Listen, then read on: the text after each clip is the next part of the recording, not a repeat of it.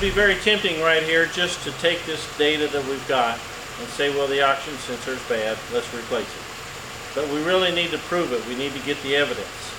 So the way we're going to do that is we're actually going to go down to the oxygen sensor. Because see, what we've been reading so far is data from the computer, from the scanner. And the scanner is telling us what it wants us to know. In other words, it's giving us data, but it's not live data. So we need to verify that the information that's coming into the scanner is actually accurate. So we're going to go down to the oxygen sensor.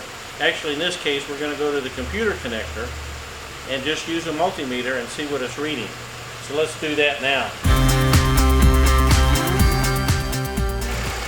Now we want to tap into the oxygen sensor, but in this car it's kind of buried in the back side and way down. We can get up to it if we needed to replace it, but to actually test it, it's just as quick just to go to the computer and find the feed wire or the reporting wire that comes in the computer, and we'll test it there. So the computer is just not too hard to get to. You just have to take the breather box off. It's mounted down inside where the air filter is at. And as we look at the wiring diagram, we can see that it's in the middle connector, and it's a purple wire with a white trace. So we basically just back probed into that wire. We've got it hooked up to our multimeter, and you can see our multimeter right here. Now as we look at the multimeter, keep in mind now this multimeter is actually tapped into the oxygen sensor itself. Our scanner is tapped into the car's computer, and we're reading, it's staying ranging between 0.0 and 0.3, currently at 0.33. But look at our multimeter. We're going down to 0.1, and we're going up to 0.8. 0.1, 0.8. Now this doesn't graph it, so you have to kind of visualize that with your eyes. But if you look down here at the bottom, you can see the one going across, and it's showing that it's actually ranging. So the oxygen sensor itself appears to be ranging full range from 0.2 to 0.9. But all the while, when we look at the scanner, we're never going above 0.3. Well, this is at idle.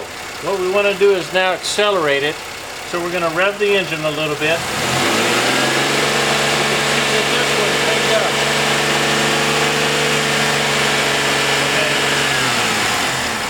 You can see that the multimeter went rich and it stayed rich. And this one is actually leaving a trace that we can see, and it still never went above 0.39. So according to this, the oxygen sensor is doing its job, but the scanner is saying that it's not.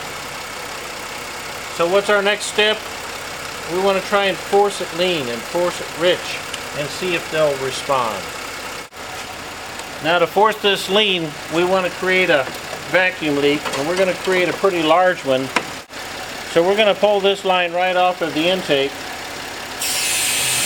As you can tell, we're making a big vacuum leak. So let's look at the tools while we do that.